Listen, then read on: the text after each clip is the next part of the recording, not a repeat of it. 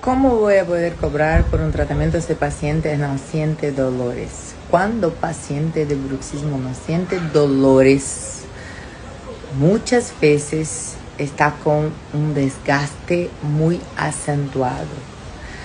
Hay dos tipos de bruxismo y es por eso que tu odontólogo debe conocer los tipos de bruxismo en todos los pacientes que están en su consulta. Los tipos principales de movimiento son apretamiento, que puede ocurrir por la noche, por la mañana, que sí es muy acompañado de dolores. Pero cuando no es apretamiento, presión, es un movimiento excéntrico que los dientes se van. Entonces las dos formas de movimiento son muy terribles para la salud oral de sus pacientes.